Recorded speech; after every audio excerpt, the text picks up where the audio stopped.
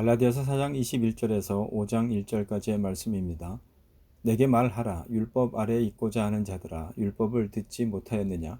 기록된 바 아브라함에게 두 아들이 있으니 하나는 여종에게서 하나는 자유 있는 여자에게서 났다 하였으며, 여종에게서는 육체를 따라 났고 자유 있는 여자에게서는 약속으로 말미암았느니라. 이것은 비유니 이 여자들은 두 언약이라.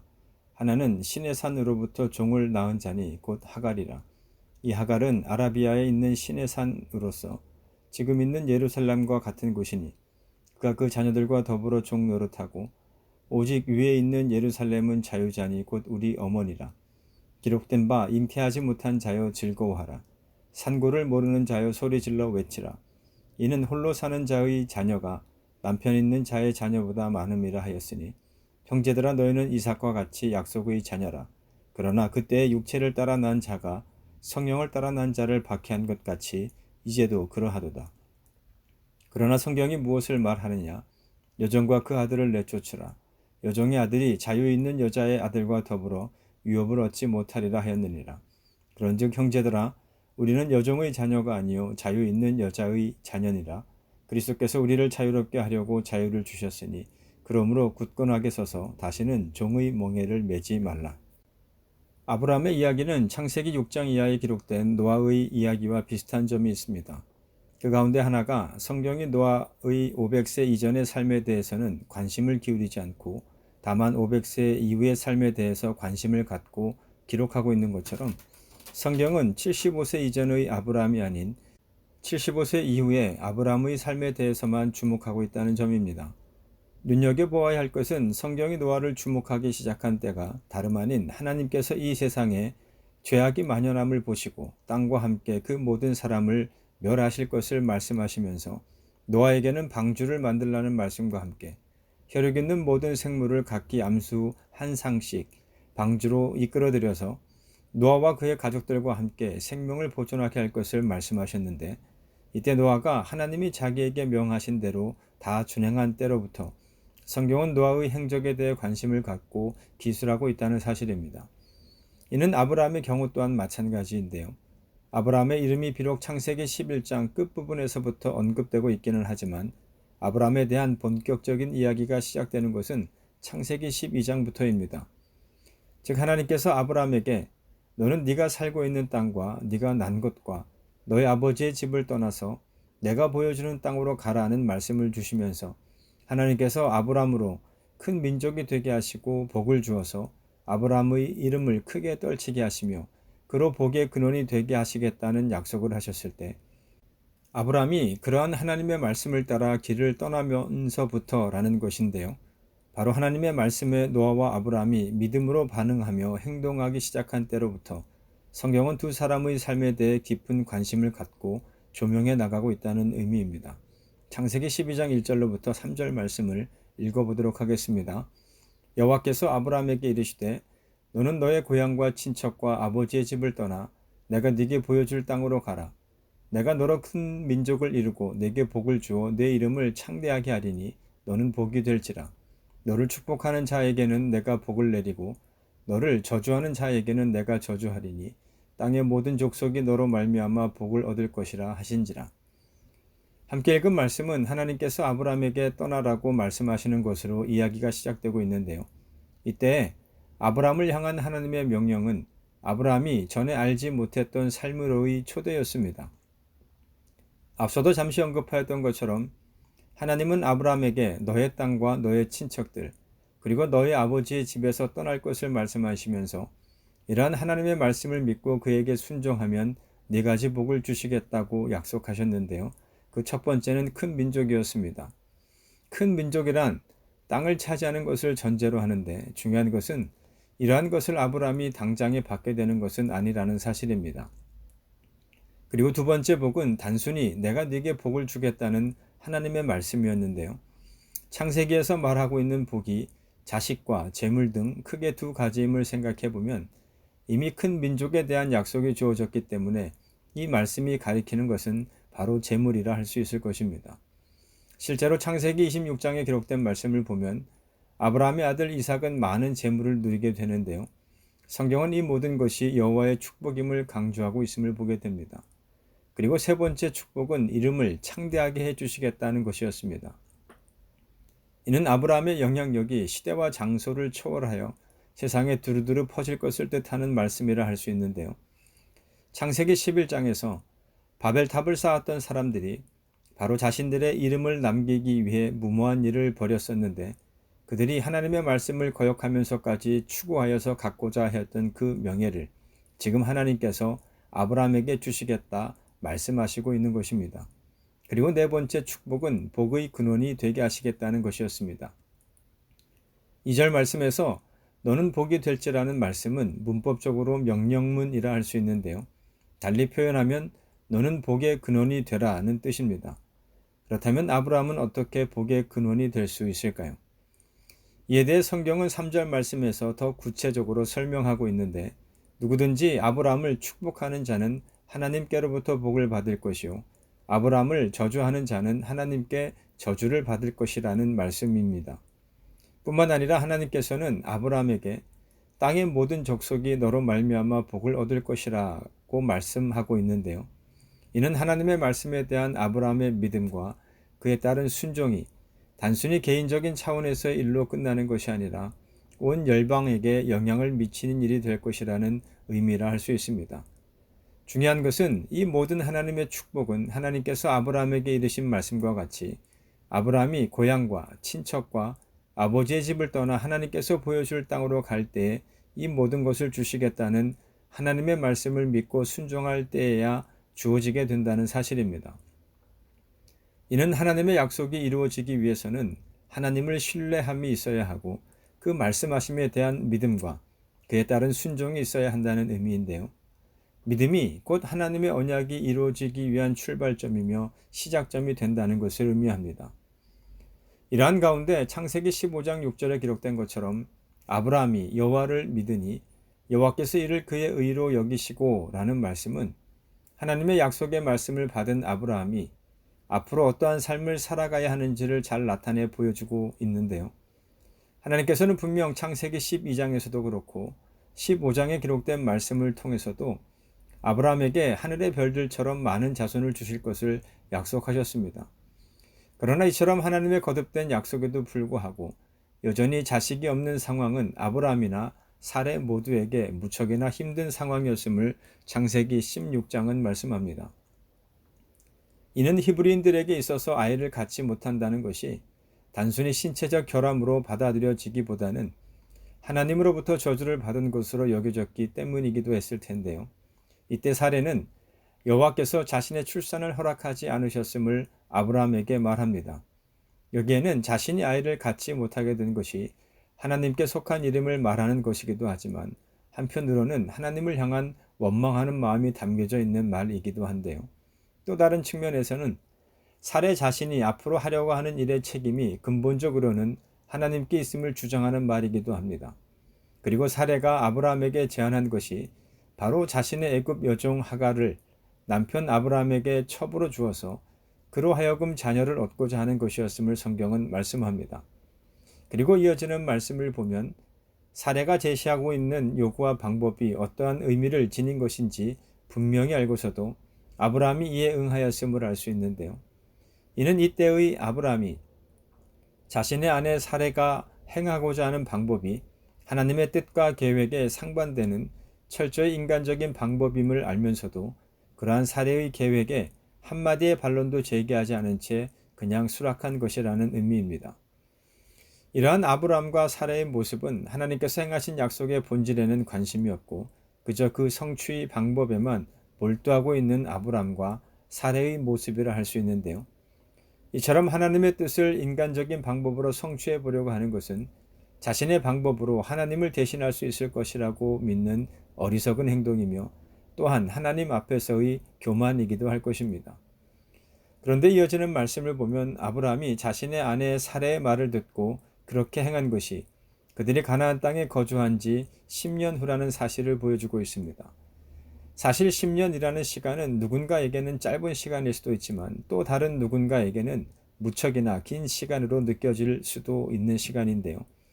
특히나 나이가 들어감에 따라 점점 아이를 생산할 가능성이 떨어지고 있는 노년의 아브라함과 사레에게 있어서의 10년은 무척이나 긴 시간이었을 텐데요. 그렇기 때문에 여기서 10년이라는 시간이 의미하고 있는 것은 아브라함과 사레가 하나님의 약속하심이 있은 이후로부터 무척이나 긴 시간으로서의 10년이라는 시간을 기다렸으니까 자신들 나름대로의 방법을 찾을 수밖에 없었음을 당연시하고 있음을 의미한다기보다는 하나님을 신뢰하며 그분의 말씀대로 산다는 것이 결코 쉬운 일이 아님을 의미하는 것으로서의 10년이라는 시간이 흘렀음을 밝히고 있는 것임을 알 수 있습니다. 그런데 이어지는 말씀 가운데 주목해서 볼 것은 이처럼 인간적인 방법을 통해 하나님의 뜻을 이루어 보고자 하였던 사례가 처하게 된 상황이 어떠한지에 대해서 말씀하고 있는데요. 임신한 하갈이 자신의 여주인 사례를 멸시하였음을 성경은 말씀합니다. 즉 사례가 자신의 계책에 자신이 얽매이는 비참한 꼴을 당하게 되었다는 것이죠. 그리고 이 일로 인해 가정의 평화가 무너져 내렸음을 성경은 주목하고 있습니다. 자신의 종 하갈로부터 모욕과 멸시를 당한 사례가 그 모든 책임을 아브라함의 탓으로 돌리고 있는 모습이 그렇다는 것입니다. 그리고 이처럼 하갈과 그가 낳은 아들 이스마엘로 인하여 우여곡절을 겪게 된 아브라함에게 하나님께서 찾아오셨음을 성경은 말씀하면서 하나님께서 당신을 아브라함에게 전능한 하나님으로 소개하며 하나님 앞에서 행하여 완전하라는 말씀을 하셨음을 볼 수 있는데요. 이는 자연 법칙을 초월하여서 당신의 약속을 성취하여 나가시는 무한한 능력을 소유하고 계신 하나님이심을 나타내신 것이고, 이러한 하나님께서 그 약속하신 바를 어떻게 이루어 가실지를 지켜보며 기다리라는 의미입니다. 그리고 이때 하나님께서 아브라함의 이름을 아브라함으로 바꾸어 주셨는데요. 이는 열국의 아버지라는 의미를 가진 아브라함이라는 새로운 정체성과 함께 하나님께서 말씀하신 자손에 대한 약속이 반드시 이루어지게 될 것이라는 믿음을 갖고 살아가라는 말씀이었습니다.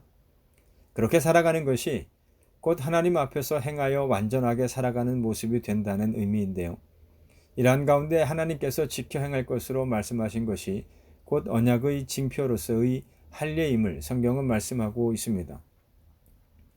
중요한 것은 이 할례가 꼭 육신에 새겨져야 하는 징표로서가 아닌 각 사람의 마음에 새겨져야 하는 것으로서의 할례여야 한다는 것인데요. 하나님의 말씀은 반드시 이루어진다는 믿음, 그러하기에 하나님의 말씀을 마음에 새겨서 그 말씀의 인도함을 따라 살아가야 한다는 것으로서의 마음에 행하는 할례를 의미하고 있다는 사실입니다. 그리고 이러한 말씀이 곧 오늘 본문 말씀을 통해 바울이 갈라디아 교회 성도들에게 전하고자 하는 말씀의 배경이자 곧 목적이 되기도 하는데요. 우리가 함께 읽지는 않았지만 갈라디아서 4장 8절로부터 11절까지는 지금까지 말씀을 통해서 계속 반복되고 있는 것처럼 구원의 복음을 들었음에도 불구하고 복음의 진가를 알지 못하고 다시 율법의 속박 아래 갇힌 바 된 갈라디아 교회 성도들의 어리석음을 지적하는 부분입니다. 이는 마치 하나님의 능력을 체험하고 출애굽한 이스라엘 백성이 다시 송아지 우상을 섬김으로써 하나님의 진노를 일으킨 과거의 사건과 크게 다르지 않음을 알 수 있는데요. 따라서 바울이 이를 통해 말하고자 하는 것은 그리스도 예수로 말미암은 참된 복음에 굳게 섬으로 인간의 구속을 방해하려는 사탄의 괴계에 미혹될 것이 아니라 올바른 하나님의 자녀가 되는데 힘써야 한다는 것입니다. 그리고 이어지는 12절로부터 20절 말씀은 율법주의자의 그릇된 주장을 받아들여서 구속의 참된 복음을 저버린 갈라디아 교회 성도들에 대한 바울의 애달픈 고뇌와 이들로 하여금 과거의 순수한 신앙을 다시 되찾게 하려는 바울의 간절한 권고가 기록되어 있는데요. 마치 해산하는 것과 같은 수고를 감내하면서도 영적 자녀들의 바른 신앙의 회복을 위해 노력하였음을 바울은 말하고 있습니다. 그리고 오늘 본문 말씀을 통해 바울은 갈라디아서 3장으로부터 시작된 교리에 대한 말씀을 마무리하면서 율법과 복음의 차이를 보다 명확히 밝히기 위해 아브라함의 본처인 사라와 종이었던 하갈, 그리고 그들의 아들로서 자유자로 출생한 이삭과 종의 신분으로 출생한 이스마엘을 비교하고 있는 것입니다. 즉 아브라함이 낳았다고 해서 모두가 다 같은 아브라함의 아들이 아니라는 것이죠. 아버지가 같아도 종인 아들이 있고 상속자인 아들이 있다는 것입니다. 다시 말해서 아브라함의 아들이라고 해서 다 똑같지 않은 것처럼 하나님을 섬긴다고 해서 다 똑같은 것은 아님을 바울은 22절 말씀을 통해 강조하고 있는 것입니다. 율법과 믿음도 결국은 마찬가지라는 것이죠. 모두 하나님에게서 비롯된 것이기는 하지만 둘 사이에는 명백한 차이가 있다는 뜻인데요. 이러한 차이를 강조하고 있는 것이 바로 23절 말씀입니다. 23절 말씀을 다시 한번 읽어보도록 하겠습니다. 여종에게서는 육체를 따라 났고 자유 있는 여자에게서는 약속으로 말미암았느니라. 여기서 육체를 따라 라는 말은 아브라함과 하갈 사이에 태어난 이스마엘은 그 부모들의 자연적인 생식력에 의해 태어났다는 사실을 부각시키는 표현입니다. 따라서 이스마엘은 상징적으로 인간들이 스스로의 힘으로 성취할 수 있는 목표, 그리고 스스로 자신들의 행위에 소망을 두고 살아가는 인간들의 행동을 가리키고 있습니다. 그러나 약속으로 말미암았다는 말은 육체를 따라 났다는 말과 대조를 이루고 있는데요. 이는 이스마엘과 구별된 이삭의 신분을 강조하는 표현입니다. 곧 하나님이 아브라함과 맺은 약속 가운데 그리고 아브라함을 돌보시는 하나님의 섭리의 결과와 하나님에 대한 아브라함의 믿음의 열매로서 태어난 이삭에 대한 말씀인 것입니다. 그리고 24절에서 바울은 이러한 사라와 하갈의 예가 복음과 율법의 차이를 설명하기 위해 비유로 사용되었음을 밝히고 있는데요. 이처럼 바울이 사라와 하갈의 경우를 비유로 삼은 것은 앞서도 언급하였던 것처럼 갈라디아 교회의 성도들에게 두 여인을 통해 믿음과 율법의 분명한 차이를 설명하기 위해서였습니다. 여기서 두 언약이라는 표현은 하나님께서 은혜로서 아브라함과 맺은 약속과 신의 산에서 율법을 통하여 모세와 맺은 약속을 가리키는데요. 전자가 인간에게 은혜를 끼침으로써 자유케 함을 보장하는 반면 신의 산에서 율법을 통하여 모세와 맺은 언약은 인간을 구속하여 억압하는 것임을 의미합니다. 즉 율법은 모세가 신의 산에서 하나님으로부터 받은 것이기는 하지만 그 율법은 인간에게 구원을 보장하는 것이 아니라 인간의 죄악된 상태를 깨닫게 하는 역할을 할 뿐이라는 것입니다. 따라서 율법은 인간을 구원시킬 수 있는 은혜의 언약이 반드시 필요하다는 사실을 일깨워주는 역할을 하고 있음을 알 수 있는데 이것을 깨닫지 못하고 여전히 율법의 범주 아래 있고자 하는 사람들은 하갈이 종이었던 것처럼 결국 율법의 노예로 남을 수밖에 없음을 말씀하고 있는 것입니다. 한편 25절 말씀에서 바울은 이 하갈은 아라비아에 있는 신의 산임을 말하고 있는데요. 이는 모세를 통해 율법이 주어진 곳이 하나님께서 아브라함에게 말씀하셨던 약속의 땅 가나안이 아닌 그곳에서 멀리 떨어진 시내 반도에 있던 신의 산이라는 뜻입니다. 즉 약속의 땅이 아닌 곳에서 주어진 이 율법은 아브라함과 맺은 약속의 성취는 아니었음을 의미하는데요.